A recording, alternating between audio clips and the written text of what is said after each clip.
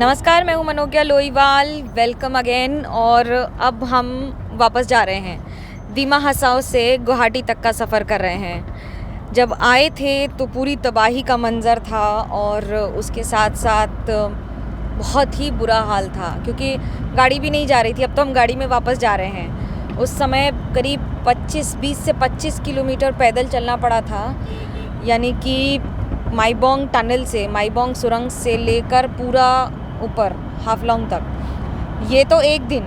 और फिर दूसरे दिन स्टेशन तक जाने के लिए हमें फिर से करीब 5 किलोमीटर स्टीप पहाड़ पे डायरेक्टली उतरना पड़ा, क्योंकि पूरा रास्ता जो है, हेयरपिन टर्न्स और हेयरपिन कर्व्स जो हैं सारे हाफलोंग रेलवे स्टेशन तक जाने के, वो पूरी तरह से ख़त्म हो चुके हैं, ध्वस्त हो चुके थे।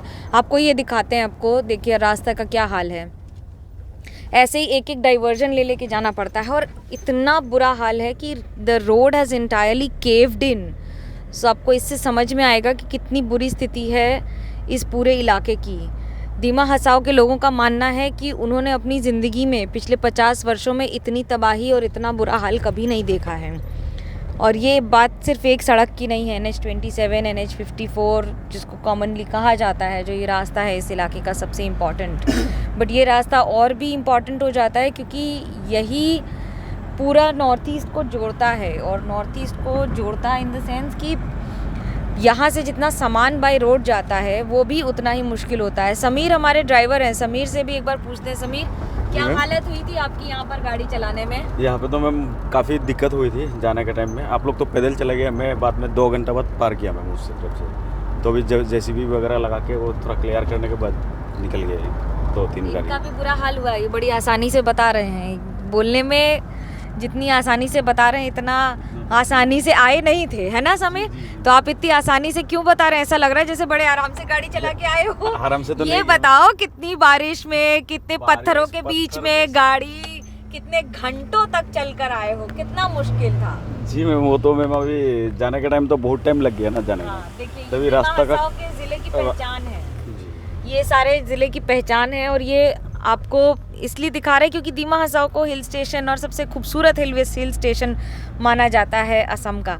बहुत टूरिस्ट आते हैं, लेकिन अभी हो सकता है, पहले तो कोविड ने जितनी मार मारी, ज़िंदगी को परेशान किया सबको पूरे विश्व में, और अब इतने रास्तों पर जिस तरह से गड्ढे, हाईवे पर जिस तरह से ये इस तरह से ट्रीज़ यानी कि पेड़ पड़े हुए हैं, ये तो अब कितने रास्ते की सफाई हो गई है, ये उसके बाद की तस्वीरें हैं। लेकिन इस पर कई सवाल भी उठ रहे हैं। दरअसल जो बात हमें समझनी होगी कि इन पहाड़ों पर जिस तरह से प्लास्टिक का इस्तेमाल हुआ है, और ये पहाड़ उसकी त्रासदी की अपनी तस्वीर बयां कर रहे हैं। ये देखिए, पेड़ के पेड़ गिर गए हैं और इतने गड्ढे, इतने बम्पर तो क्या कहूँ मैं, ये गड्ढों से जो गाड़ी उछलती है, ये देखिए, ये पूरे पहाड़ गिर गए हैं नीचे। और एक तरफ ख़राब है, कहीं दोनों तरफ ख़राब है, कहीं आर्मी को बुलाया गया है रास्ते को साफ़ करने के लिए। कम से कम मोटरेबल रोड्स तो हो जाएं। अब ये देखिए, इसको क्या कहूँ, ये हालत से आपको अंदाज़ा लग जाएगा कि हम किस इलाके से, किस रास्ते से पैदल गए हैं, कितने घंटे पैदल चले हैं। दोपहर में शुरू किया था और रात को पहुँचे हैं हाफलोंग। और इन रास्तों से पैदल चलते हुए जहाँ आपको ये नहीं पता कि अगले स्टेप पर आपके रास्ता है कि गड्ढा है, और मिट्टी कितनी गहरी मिट्टी है। ये हमारी हालत इतनी बुरी हो गई थी कि पैरों में अभी भी इतना दर्द है कि बता नहीं सकते हैं, क्योंकि काम करते समय ध्यान नहीं रहता है कि कितना काम कर रहे हैं, कैसे कर रहे हैं, कितनी देर तक कर रहे हैं। लेकिन काम के बाद समझ में आता है कि बैंड कितनी बजी है।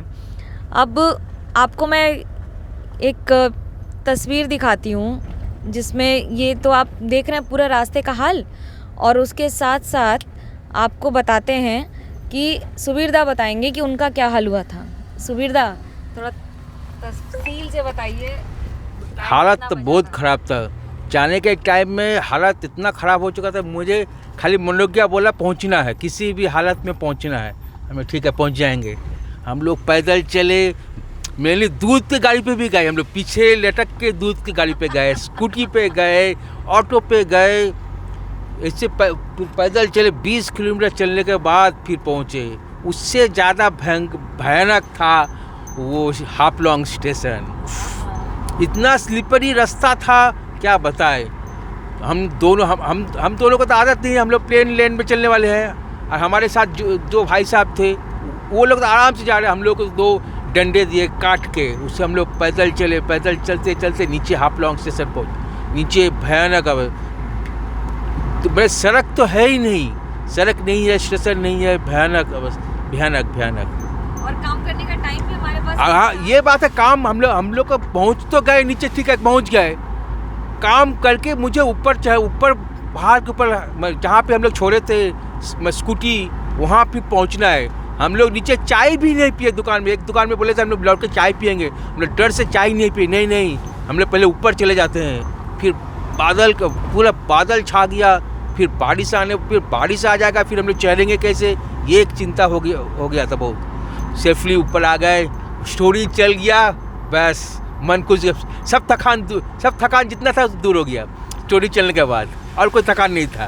कोई थकान नहीं था। बारिश में जो हाल हुआ था बड़ा बुरा हाल था, लेकिन उसके साथ आपको ये देखिए, ये रास्ता कई जगह बना बहुत अच्छा है, लेकिन अब सवाल यही उठ रहे हैं कि क्या ये रास्ते बनाने के लिए जो पहाड़ काटे गए वो साइंटिफिक था, जो ट्रेन के लिए रास्ता बनाया गया उसमें क्या सही था, क्या गलत था। अब ये तफ्तीश का विषय हो गया है और जांच का विषय हो गया है। लेकिन 2 बातें बहुत महत्वपूर्ण बोलना भी चाहेंगे और बताना भी चाहेंगे कि पहला ये कि जब भी आप इन पहाड़ों पर आएँ, जब भी किसी भी पहाड़ पर जाएं, तो हाथ जोड़कर करबद्ध प्रार्थना है कि कृपया प्लास्टिक का इस्तेमाल अगर करें तो उसको इधर उधर ना फेंकें। आज जो हालत हुई है इसमें बहुत बड़ा योगदान प्लास्टिक का है, जिसकी वजह से ड्रेन्स बंद हो गई, जिसकी वजह से रास्ते बंद हो गए और आज ये हालत हुई है। कुछ स्थानीय लोगों को ध्यान रखना पड़ेगा और हर आने वाले व्यक्ति को भी, क्योंकि ये आपका देश है, आपकी जगह है। Thanks for watching, stay tuned to Manogya Loiwal.